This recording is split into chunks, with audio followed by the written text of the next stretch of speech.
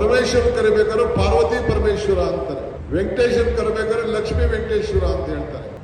ಹಂಗೆ ಗಂಗೆ ಪುತ್ರನ ಭೀಷ್ಮನ ಕರಿಬೇಕಾದ್ರೆ ಗಂಗಾಪುತ್ರ ಅಂತ ಹೇಳ್ತಾರೆ. ಇವತ್ತು ಆವತ್ತಿನ ಕಾಲದಲ್ಲಿ ಬೇರೆ ಧರ್ಮರಾಯನ ಅಣ್ಣ ತಮ್ಮದಿರು ಕೂಡ ಅವರ ತಾಯಿ ಹೆಸರೇ ಇಟ್ಕೊಂಡು ಕರಿತಿದ್ದು, ಕೌಂತಿ ಮಕ್ಕಳು ಅಂತ ಕರಿತಿದ್ದು, ಇವೆಲ್ಲ ಕೂಡ ಇತಿಹಾಸ ಈ ದೇಶದಲ್ಲಿದೆ.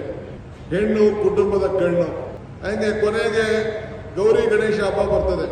ಗಣೇಶನ್ ಮದುವೆ ಆಗ್ಲಿಲ್ಲ, ಮೊದಲು ತಾಯಿ ಗೌರಿ ಹಬ್ಬ, ಆಮೇಲೆ ಗಣೇಶನ ಹಬ್ಬ ನಾವು ಮಾಡ್ತೇವೆ. ಅದನ್ನ ಗೌರಿ ಗಣೇಶ ಅಂತ ನಾವು ಕರಿತೇವೆ. ಇದೇ ಈ ದೇಶದ ಶಕ್ತಿ. ಸೊ ಹಂಗೆ ನಾವು ಮೊದಲು ಹೆಣ್ಣಿಗೆ ಪ್ರಾತಿನಿಧ್ಯವನ್ನು ಕೊಡ್ತೇವೆ. ಹಂಗೆ ಇವತ್ತು ಮಹಾಗಣಪತಿ ಆಂಜನೇಯನ ದೇವಸ್ಥಾನ ಜೊತೆಯಲ್ಲಿ ಮಾತಾ ಲಲಿತಾಂಬಿಕಾ ದೇವಾಲಯದ ಲೋಕಾರ್ಪಣೆಯನ್ನ ನಿಮ್ಮ ಮನಸ್ಸಿಗೆ ನೆಮ್ಮದಿಯನ್ನ ಕೊಡಬೇಕು, ಶಾಂತಿಯನ್ನು ಕೊಡಬೇಕು ಅಂತ ಹೇಳಿ ಇವತ್ತು ನಮ್ಮ ನಿರ್ಮಲಾನಂದ ಶ್ರೀಗಳು ಒಂದು ಹೊಸ ಹೆಜ್ಜೆಯನ್ನ, ಮಹಾಲಕ್ಷ್ಮಿ ಲೇಔಟ್ನಲ್ಲಿ 100 ದೇವಸ್ಥಾನ ಇದೆ, 1-2 ಅಲ್ಲ.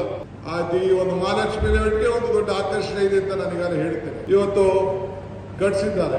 ಬಹುಶಃ ನಾನು ಆಗಲೇ ಸ್ಟಾರ್ಟಿಂಗ್ ಅಲ್ಲಿ ಹೇಳ್ತೇನೆ, ಭಕ್ತಗೂ ಭಗವಂತನಿಗೂ ವ್ಯವಹಾರ ಮಾಡಂತ ಸ್ಥಳ ದೇವಾಲಯ. ಇವತ್ತು ವಿವಿಧ ರೀತಿಯಲ್ಲಿ ನಾವು ದೇವರುಗಳನ್ನ, ನಾವು ಹೆಸರನ್ನ ನಾವು ಕಾಣ್ತೇವೆ. 3 ಕೋಟಿ ದೇವತೆಗಳಿದೆ ಅಂತ ನಮ್ಮ ಹಿರಿಯರು ಹೇಳಿದ್ದಾರೆ. ನಾನು ಅದನ್ನ ಲೆಕ್ಕ ಹಾಕಕ್ಕೆ ಹೋಗುದಿಲ್ಲ. ನಮ್ಮ ಕಣ್ಣಿಗೆ 100 ದೇವರುಗಳು ಕಾಣ್ತದೆ. ಆದರೆ ಧರ್ಮ ಯಾವುದಾದರೂ ತತ್ವ ಒಂದೇ, ನಾಮ 100 ದೈವ ಒಂದೇ, ಪೂಜೆ ಯಾವುದಾದರೂ ಭಕ್ತಿ ಒಂದೇ, ಕರ್ಮ ಹಲವಾದರೂ ನಿಷ್ಠೆ ಒಂದೇ, ದೇವನೊಬ್ಬ ನಾಮ ಹಲವು. ಹಂಗೆ ನಾವು ದೇವರನ್ನ ವಿವಿಧ ರೀತಿಯಲ್ಲಿ ವಿವಿಧ ರೂಪದಲ್ಲಿ ನಾವು ಕಾಣ್ತೇವೆ. ಇವತ್ತು ಆಂಜನೇಯ ದೇವಸ್ಥಾನ, ಯಾಕೆ ಆಂಜನೇಯ ದೇವಸ್ಥಾನ ಬಂತು ಇಲ್ಲಿ? ಇಲ್ಲೆಲ್ಲ ಮಹಾಲಕ್ಷ್ಮಿ ಲೇಔಟಲ್ಲಿ ಇನ್ನೊಂದು ಆಂಜನೇಯ ದೇವಸ್ಥಾನ ಇದೆ, ಕೆಳಗಡೆ ಇನ್ನೊಂದಿದೆ. ಇಲ್ಲಿಂದ ಮೈಸೂರು ಹೋಗ್ಬೇಕಾದ್ರೆ ನೋಡಿ, ಅಲ್ಲಿ ಪ್ರಾರಂಭದಲ್ಲಿ ನಮ್ಮ ಮೈಸೂರು ರೋಡಲ್ಲಿ ಪ್ರಾರಂಭದಲ್ಲಿ ಆ ದೇವಸ್ಥಾನ ಹೆಸರು ಮಾರುತಿ ಬಂಡಿ ಅಲ್ಲ, ಅದಕ್ಕೆ ಕಡೆ ಇನ್ನೊಂದು ದೇವಸ್ಥಾನ, ಗಾಳಿ ಆಂಜನೇಯ ದೇವಸ್ಥಾನ.